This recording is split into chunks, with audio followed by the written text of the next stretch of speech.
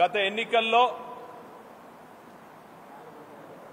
Congress party నాయకులు తెలంగాణ ప్రజలను మభ్యపెట్టే విధంగా వంచే విధంగా మాయ మాటలు చెప్పి 420 హామీలు ఇచ్చి 6 గ్యారెంటీలు అమలు చేస్తామని చెప్పి అధికారంలోకి వచ్చి 7 నెలలు గడుస్తున్నప్పటికీ కూడా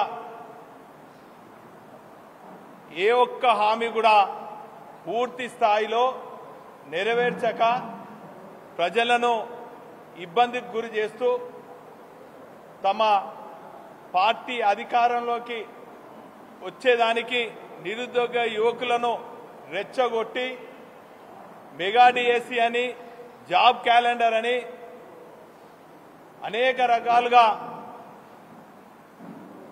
రెచ్చగొట్టి వారి ఓట్లు దండుకొని ఈరోజు అధికారంలోకి వచ్చిన తర్వాత వారిని పట్టించుకునే నాదులు లేదు. పైపెచ్చు వారి కోరికల వారి న్యాయమైనటువంటి హక్కుల కోసము ప్రజాస్వామ్యబద్ధంగా నిరసన తెలియజేస్తుంటే వెక్కిలి మాటలు వెక్కిలి చేష్టలతోని అక్రమ అరెస్టులతోని ప్రభుత్వాన్ని కొనసాగిస్తున్నారు.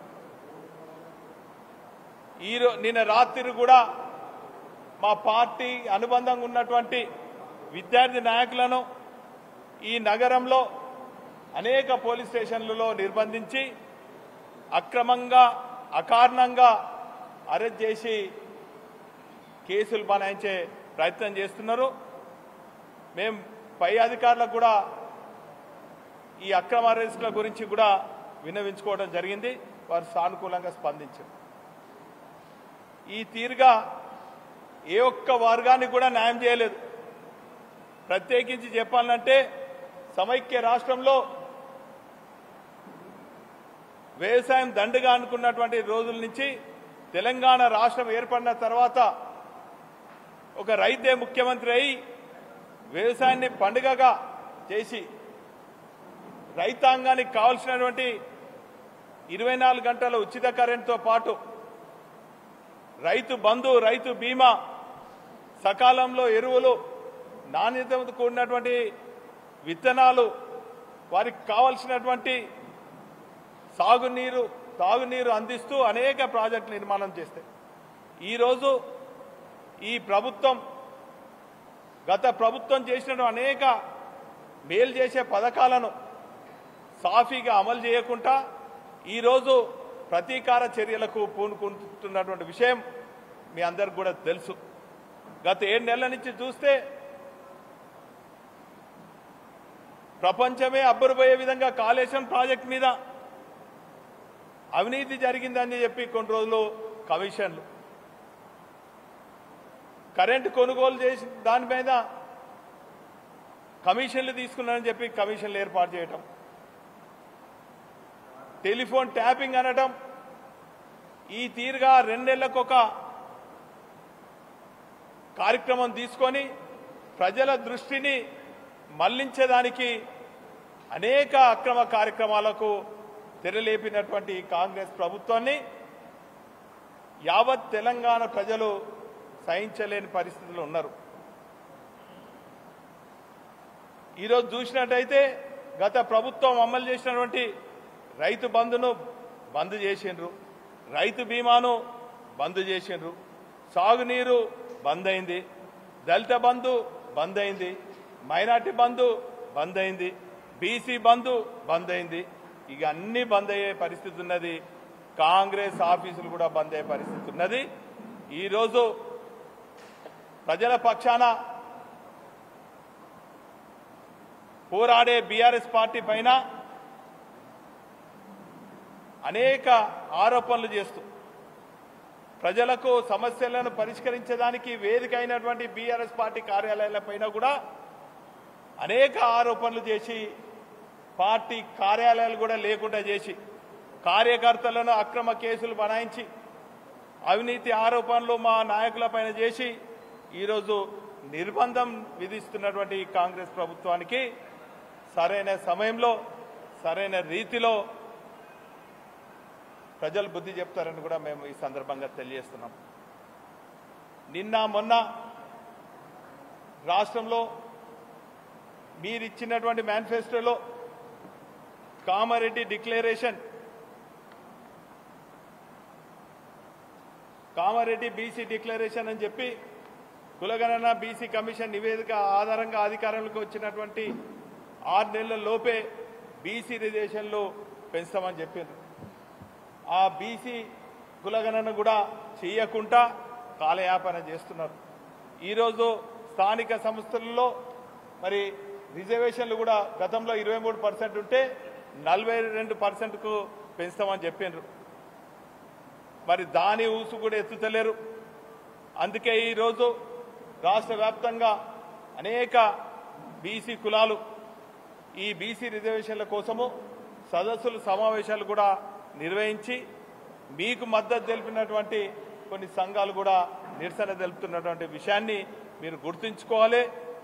ఇప్పటికైనా మీరు ఇచ్చినటువంటి ఎన్నికల్లో ప్రజలకు ఇచ్చిన హామీలైనటువంటి 420 హామీలు 6 గ్యారంటీలు అమలుకై మీరు ప్రణాళిక సిద్ధం చేసుకోవాలి తప్ప ఇదేదో సదస్సులు నిర్వహించి ఒకసారేమో రేషన్ కార్డు కావాలంటారు, ఒకసారేమో ఆధార్ కార్డు కావాలంటారు, ఈ లింక్ అంటారు, ఆ లింక్ అంటారు. ఆఖరికి ప్రజలకు మీకు లింక్ తెగుతుంది తప్ప వేరే ఏం కాదని కూడా ఈ సందర్భంగా తెలియజేస్తున్నా. ఈరోజు మీరు గమనించినట్టయితే అన్ని నగరాలలో ప్రత్యేకించి హైదరాబాద్ తర్వాత వరంగల్ నగరంలో కూడా అనేక మంది పేదలు నివసిస్తున్నారు. ఈరోజు నిన్న ఈరోజు రైతు రుణమాఫీ చేసిందని చెప్పి కొంతమంది కాంగ్రెస్ కార్యకర్తలు సంబరాలు చేసుకుంటున్నారు. సరే, సంతోషం. కొంతమందికైనా కూడా రుణమాఫీ చేసినట్టు ఒక పండుగ వాతావరణంలో సంబరాలు చేసుకుంటున్నారు. వాస్తవంగా వీళ్ళు విడుదల చేసింది 6,700 కోట్లు. కానీ వాస్తవంగా గతంలో 1,00,000 లోపు రుణమాఫీ కావాలంటే 17,000 కోట్లు ఆనాటి ప్రభుత్వం, ఆనాటి ముఖ్యమంత్రి కేసీఆర్ గారు 1,00,000 లోపు రుణమాఫీ కావాలంటే 17,000 కోట్లు వెచ్చించడం జరిగింది. మరి ఈ 6,700 కోట్లు ఎక్కడికి సరిపోతుంది, ఎంతమంది సరిపోతుంది అని చెప్పి నేను ఈ సందర్భంగా కాంగ్రెస్ ప్రభుత్వాన్ని డిమాండ్ చేస్తున్నా. కరెంటు కూడా పోయింది కాబట్టి ఇట్లా కరెంటు కూడా కట్లయితున్నాయి. గతంలో రెప్పపాటు కూడా కరెంటు కాకుండా చేసేది. ఇప్పుడు సాక్షాత్తు ప్రెస్ మీట్లనే మేమంటే అబద్ధాలు అంటారు. వాస్తవంగా ప్రెస్ మిత్రులు కూడా ఈ కోతల గురించి సరిగా రాయాలి, సరిగా చూపాలని చెప్పి పత్రికా మిత్రులకు అందరికీ కూడా విజ్ఞప్తి చేస్తున్నాను. అంటే ప్రజలు ఏ తీరుగా ఎన్ని రంగాలలో కష్టాలు పొందుతున్నారో అనుభవిస్తున్నారో తెలుసు. ఈరోజు చాలామంది గ్రామాలలో ఫలానా రైతులకు మేము రుణమాఫీ చేసినామని చెప్పి పేర్లతో ప్రకటన చేస్తున్నారు. చాలా సంతోషం. ఈ సందర్భంగా అధికారులను, కాంగ్రెస్ నాయకులను, ప్రజాప్రతినిధులను డిమాండ్ చేస్తున్నాం. ఆ గ్రామంలో, ఆ యూనిట్లో ఉన్నటువంటి రైతులకు రుణమాఫీ చేయని స్థితిలో ఎంతమంది ఉన్నారు, ఆ గ్రామంలో ఎంతమందికి రుణమాఫీ చేసిండ్రు, ఎంతమందికి చేయలేదు, వాళ్ళ పేర్లు కూడా చేయండి. ఒకవేళ చేయకుంటే ఎందుకు రుణమాఫీ చేయలేదో మీరు స్పష్టంగా ప్రజలకు, రైతులకు తెలియజేయవలసిన బాధ్యత మీపై ఉన్నదని కూడా ఈ సందర్భంగా కాంగ్రెస్ ప్రభుత్వాన్ని డిమాండ్ చేస్తున్నాం. గతంలో చూస్తే 11 విడతలలో 72,000 కోట్ల రూపాయలు రైతు బంధు ద్వారా 30,000 కోట్ల రుణమాఫీ చేసినటువంటి ఘనత గత ప్రభుత్వం కేసీఆర్ గారికి దక్కిందని కూడా ఈ సందర్భంగా తెలియజేస్తున్నాను. మరి ఒక పక్క రైతులు అనుకోండి, నిరుద్యోగులు అనుకోండి, విద్యార్థులు అనుకోండి, అనేక వర్గాల ప్రజలకు మోసం చేసి కాలయాపన చేసి 7 నెలలు గడిచింది. ఇదొక పక్క అయితే మరో పక్క పేదవాడు పొట్టకూటి కోసము గ్రామీణ ప్రాంతాల నుంచి పట్టణాలకు వచ్చి ఎక్కడున్న ప్రభుత్వ స్థలాల్లో లేక ఇతరత్ర స్థలాలలో ఎండిపోయినటువంటి చెరువుల్లో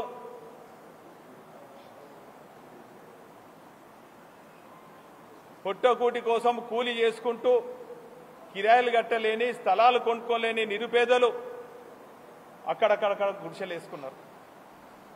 అందులో హైదరాబాద్ తర్వాత అతిపెద్ద నగరంగా పిలువబడే ఈ చారిత్రాత్మక నగరంలో కూడా గత 50-60 ఏళ్ల నుంచి మేము పుట్టనప్పటి నుంచి కూడా అనేక మంది పేదవాళ్ళు ఈ నగరాలలో ప్రభుత్వ స్థలాలలో ఎండిపోయిన చెరువులలో కుంటలలో గుడిసెలు వేసుకొని నివసిస్తున్నారు. 75 ఏళ్లు పాలించినటువంటి కాంగ్రెస్ ప్రభుత్వం ఏ రోజు కూడా పేదవాళ్ళని పట్టించుకోలేదు. వారి దరిదాపున కూడా రాలేదు. ఈ పేదవాళ్ళ స్థలాలు పెద్దలకు కట్టబెట్టాలని చెప్పి అనేక సందర్భాలలో ఆ గుడిసెలను కూడా ఖాళీ చేయించి మరి దాన్ని ఇక్కడ ఉన్నటువంటి నగరపాలక సంస్థ ద్వారానో ఇంకా కూడా ద్వారానో వేలం చేసి మరి ధనార్జన పొందింది తప్ప పేదవాళ్లకు పట్టాలి ఇవ్వాలని ఏ రోజు కూడా ఆలోచన లేదు. 93లో కూడా 89 నుంచి 93 వరకు కూడా నాకు ఊహ తెలిసినప్పటి నుంచి నేను విద్యార్థి నాయకుడు ఉన్నప్పటి నుంచి అప్పుడు కూడా కాంగ్రెస్ ప్రభుత్వం ఉన్నది. అప్పుడున్నటువంటి పరిస్థితులలో ఇందిరానగర్ హన్మకొండ చౌరస్తా దగ్గర ఉన్న ఇందిరానగర్ అనుకోండి, పోచమ్మగుంట అనుకోండి, బస్టాండ్ దగ్గర ఉన్నటువంటి మరి అంబేద్కర్ నగర్ అనుకోండి, లేక సమ్మయ్య నగర్ అనుకోండి, ఈ తీరుగా అనేక ప్రాంతాలలో ఆనాడు ఉభయ కమ్యూనిస్టులు అయినటువంటి సిపిఐ సిపిఎం ఆధ్వర్యంలో పేదలు గుడిసెలు వేసుకునే విధంగా వాళ్ళు పోరాటం చేశారు. వాళ్ళు ఎన్ని పోరాటాలు చేసినా కూడా పట్టాలు ఇవ్వలేకపోయినరు. ఆనాటి కాంగ్రెస్ మొండి ప్రభుత్వాన్ని మెడలోంచి పట్టాలు ఇవ్వలేని పరిస్థితుల్లో వాళ్ళు ఉండే. కానీ 94లో మా సోదరుడు స్వర్గీయ దాస్యం ప్రణయ్ భాస్కర్ గారు ఈ ప్రాంతం నుంచి హన్మకొండ నియోజకవర్గం నుంచి గెలిచిన తర్వాత ఈ నగరంలో అనేక మందికి ఇప్పుడు నేను చెప్పబడినటువంటి ఇందిరానగర్, సుధానగర్, సమ్మయ్య నగర్, అంబేద్కర్ నగర్లో తదితర ప్రాంతాలలో స్వయంగా వచ్చి పట్టాలు ఇచ్చినటువంటి చరిత్ర మా కుటుంబాన్ని అనుకునే సందర్భంగా తెలియజేస్తున్నాం. ఆ తదుపరి ఉమ్మడి కమ్యూనిస్ట్ పార్టీలన్నీ కూడా ఎన్నో పోరాటాలు చేసి అనేక ప్రాంతాలలో గుడిసెలు వేసినటువంటి సందర్భంలో 2004 నుంచి 2009 వరకు కూడా కాంగ్రెస్ ప్రభుత్వం ఉండే. ఆనాడు కూడా 2005లో నేను టీఆర్ఎస్ పార్టీ కార్పొరేటర్గా ఉంటుంది. ఆ రోజు కూడా అనేక నగరంలో ఉన్నటువంటి పోచమ్మకుంట, ప్రగతి నగర్, నాగేంద్ర నగర్ తదితర ప్రాంతాలలో కూడా ఆనాటి కాంగ్రెస్ ప్రభుత్వం వారికి పట్టాలు ఇవ్వకుండా బ్యూటిఫికేషన్ కింద ఆ గుడిసెలు తీసేస్తుంటే టీఆర్ఎస్తో పాటు కలిసి వచ్చే సంస్థలు సంఘాలతోని కలిసి వచ్చే కమ్యూనిస్ట్ పార్టీలతో కూడా ఉద్యమం చేసి దాన్ని ప్రతిఘటించి ఆపించినటువంటి విషయాన్ని మీ ద్వారా ప్రజలకు తెలియజేస్తున్నాను. ఆ తదుపరి 2009లో శాసనసభ్యుడిగా అయినప్పటి నుంచి తెలంగాణ రాష్ట్రం ఏర్పడిన తర్వాత ఈ నగరంలో ఉన్నటువంటి నాగేంద్ర నగర్ అనుకోండి, ఇక్కడ పక్కన ఉన్నటువంటి సాయినగర్ అనుకోండి, జ్యోతిరావు పూలే నగర్ అనుకోండి, అనేక పోచమ్మకుంట అనుకోండి, ఈ ప్రాంతాలలో మరి స్వయంగా ఆ రోజు 40 ఏళ్ల క్రితము కమ్యూనిస్ట్ పార్టీలు మద్దతుతో నిలబడ్డటువంటి గుడిసెలన్నిటికీ కూడా పట్టాలు ఇప్పియడే కాకుండా ఆ రోజు ఇక్కడ ఉన్నటువంటి సిపిఎం నాయకులు సిపిఐ నాయకులను తీసుకెళ్లి సన్మానించి వారి ఆధ్వర్యంలో పట్టాలు ఇప్పించినటువంటి చరిత్ర టీఆర్ఎస్ పార్టీకి ఒక శాసనసభ్యునిగా ఆ రోజు నాకు ఆ కార్యక్రమానికి మరి సహకరించినటువంటి ఆనాటి ప్రభుత్వం కేసీఆర్ గారి నాయకత్వంలో మరి పేదలకు పట్టాలు ఇప్పించినటువంటి ఘనత 58 జియో ద్వారా దక్కినటువంటి విషయాన్ని కూడా ఈ సందర్భంగా తెలియజేస్తున్నాం. ఆ రోజు పట్టాలు మా ప్రభుత్వం టీఆర్ఎస్ ప్రభుత్వం ఇచ్చినప్పటికీ కేసీఆర్ గారి నాయకత్వంలో ఇచ్చినప్పటికీ కూడా మేము గొప్పలకు చెప్పుకోలేదు, డాంబీలాగాలు పోలేదు. ఆ రోజు 40 ఏళ్ల క్రితము సిపిఐ సిపిఎం నాయకత్వంలో వేసినటువంటి గుడిసెలకు వారిని తీసుకెళ్లి సన్మానించి వారి ద్వారా పట్టాలు ఇప్పించిన చరిత్ర మాదని కూడా ఈ సందర్భంగా తెలియజేస్తున్నాను. ఈరోజు నిన్న మొన్న నగరంలో ఉన్నటువంటి గుడిసెవాసులకు కంటి మీద కునుకు లేకుండా చేసినటువంటి నోటీసులు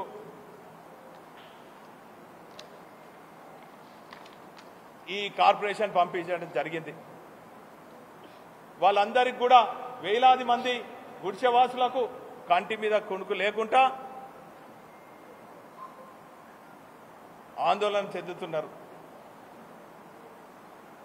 ఈ వర్షాకాలంలో ఏ తీరుగా ఉండాలని చెప్పి పిల్ల పాపాలతోని ఏడ్చుకుంటున్నారు. మరి ఈ సందర్భంగా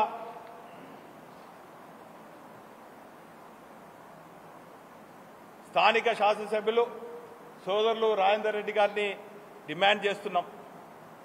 నాయనా, మీరు ఎన్నికల సమయంలో ఈ గుడిసెల అందరికీ తిరిగి లేనిపోని మభ్యమా చెప్పి అనేక అమలు కాని వాగ్దానాలు చెప్పి వీళ్ళు ఓట్లు దండుకున్నటువంటి రాజేందర్ రెడ్డి గారు వీరి పక్షాన ఉండి ఇటువంటి నోటీసులు మీ ప్రభుత్వంలో వచ్చినందుకు వాళ్ళు చాలా ఆందోళన చెందుతున్నారు. వీళ్ళందరూ కూడా పేదవాళ్ళు కాబట్టి మీరు చొరవ తీసుకొని మేయర్ కూడా పార్టీ మారినటువంటి మేయర్ కూడా ఉన్నారు,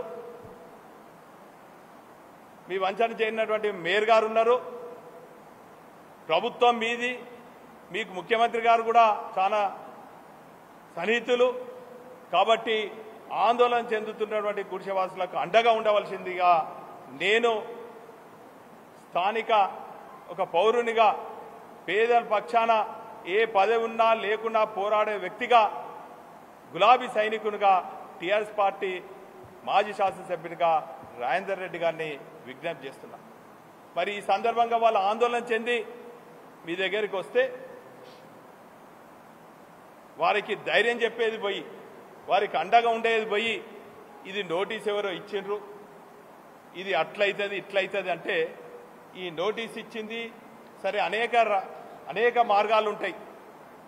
నోటీస్ ఇవ్వచ్చు, ఈ సంస్థ ద్వారానో ఇంకేదో కోర్టు ద్వారానో ఏదో రావచ్చు. కానీ గతంలో కూడా ఈ ప్రగతి నగర్కు నోటీసులు వస్తే కోర్టును ఆశ్రయించి మేమే వారికి అండగా ఉన్నటువంటి విషయాన్ని ఈ సందర్భంగా గుర్తు చేస్తున్నాం. నేను ఈ సందర్భంగా ఒకవేళ ఈ నోటీసులు వాపసు తీసుకోక వాళ్ళని ఇంకా ఇబ్బంది పెడితే ఖచ్చితంగా మా పార్టీ పేదల పక్షాన పోరాటం జరుగుతుంది, గుడిసెవాసులకు అండగా ఉంటాం. మా పోరాటంలో కలిసి వచ్చే పార్టీలు అది సిపిఐ అనుకోండి, సిపిఎం అనుకోండి, లెఫ్ట్ నుంచి రైట్కు ఉన్నటువంటి పేదల కోసం పోరాడే ప్రతి పార్టీ సహాయ సహకారాలు తీసుకుంటాం. అదేవిధంగా ఈ గుడిసెవాసులందరూ కూడా 100% పేద బడుగు బలహీన వర్గాలు, ఎస్సీ ఎస్టీ బీసీ మైనార్టీలు వర్గాలు నివసించే ఈ గుడిసెవాస ప్రాంతాలలో గత 3 రోజుల నుంచి అంతా కూడా సర్వే చేసినాం. అత్యధిక శాతం కాదు, 100% ఎస్సీ ఎస్టీ బీసీ మైనార్టీలు ఉన్నటువంటి ఈ గుడిసెవాసులకు అండగా ఒక గులాబీ సైనికునిగా ప్రహార కాస్తూ వారికి అండగా ఉండి మరి వారి రక్షణకు కల్పించే విధంగా మా పార్టీ కూడా ఉంటుందని కూడా ఈ సందర్భంగా తెలియజేస్తున్నాం. ఈ పోరాటంలో కలిసి వచ్చే పార్టీల సహకారం తీసుకుంటాం, కలిసి వచ్చే సంఘాల సహకారం తీసుకుంటాం, కలిసి వస్తే సంస్థల సహకారం కూడా తీసుకుంటాం. ఎందుకంటే ఈరోజు అనేక సంఘాలు కూడా ప్రత్యేకించి చెప్పాలంటే ఎంఆర్పిఎస్ అనుకోండి, మాదిగ దండారు అనుకోండి, లంబాడి హక్కుల పోరాట సమితి అనుకోండి, మైనార్టీల అభ్యున్నతి కోసం పాటుపడే అనేక సంఘాలు ఉన్నాయి, సంస్థలు ఉన్నాయి. ఖచ్చితంగా కలిసి వచ్చే సంఘాలు, సంస్థలు, పార్టీలతోని పోరాటం కొనసాగిస్తాం. కానీ మాకు ప్రతి విషయాన్ని కూడా మీలాగా రాజకీయం చేసే అలవాటు లేదు.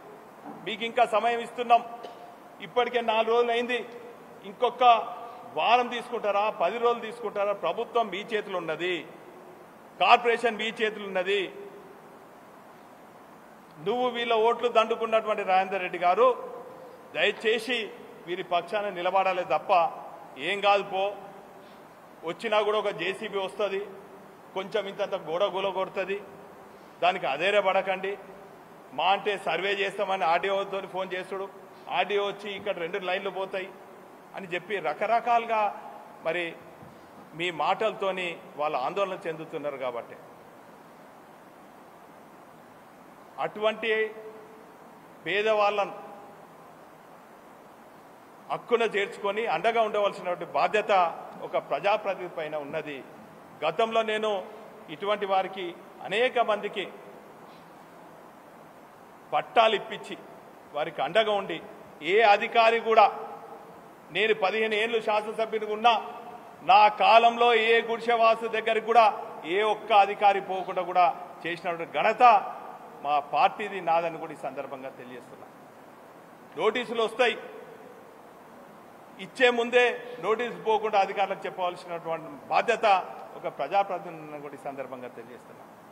నేను రాజకీయం చేయదలుచుకోలేదు, నేను వెంటనే పోయి ధర్నాలు చేయదలుచుకోలేదు. ప్రజాస్వామ్యంగా మాత్రము పేదల పక్షాన పోరాటం చేయక తప్పదని కూడా ఈ సందర్భంగా తెలియజేస్తున్నా.